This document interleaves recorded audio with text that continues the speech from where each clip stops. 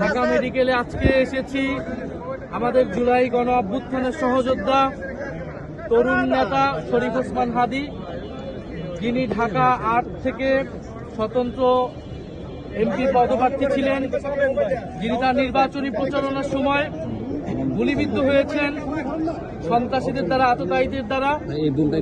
এবং যারা আমরা গণ অভ্যুত্থানে অংশ নিয়েছিলাম, আমাদের গণ অভ্যুত্থানে জুলাই যোদ্ধা, আহত, শহীদ পরিবার, তারা সবাই কিন্তু হুমকির মুখে আছে। এবং সাধারণ মানুষ, তাদের নিরাপত্তা নিয়ে সংকট তৈরি হয়েছে বাংলাদেশে আওয়ামী লীগ, ফ্যাসিস্ট পতিত আওয়ামী লীগ একটি সিকিউরিটি থ্রেট বাংলাদেশ রাষ্ট্রের জন্য, বাংলাদেশের জনগণের জন্য। আমরা দেখেছি যে হাদী ভাইয়ের অবস্থা অত্যন্ত সংকটাপন্ন, এবং আমরা আশঙ্কা করছি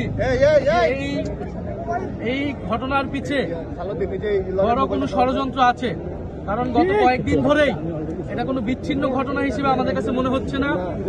এটা পুরো বাংলাদেশকে অস্থিতিশীল করার যে অপচেষ্টা 5ই আগস্টের পর থেকে শুরু হয়েছিল এবং বারবার ছাত্র জনতা যা প্রতিরোধ করেছে, সেই একটি ঘটনা, এটা একটা ধারাবাহিকতা। ইনশাল্লাহ আমরা আবারও প্রতিরোধ করব। আমরা শরীফ ওসমান হাদী ভাইয়ের সাথে আছি।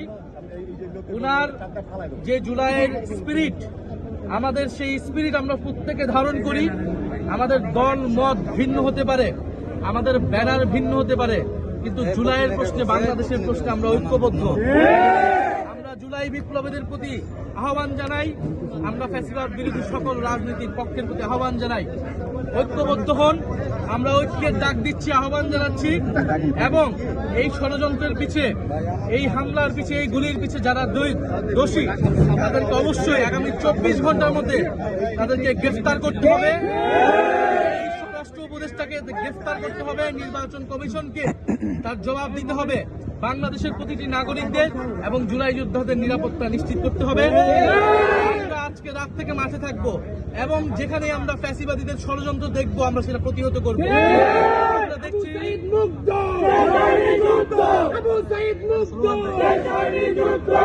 আমরা দেখছি প্রশাসনে ষড়যন্ত্র করার চেষ্টা করা হচ্ছে। আমরা দেখছি কোর্টে জয় বাংলা স্লোগান দেওয়া হচ্ছে। আমরা দেখছি বিশ্ববিদ্যালয়গুলোতে আওয়ামী লীগের টিচাররা গোপনে ষড়যন্ত্র করার চেষ্টা করতেছে, মিটিং করতেছে। আমরা কোনো দল থাকবো না।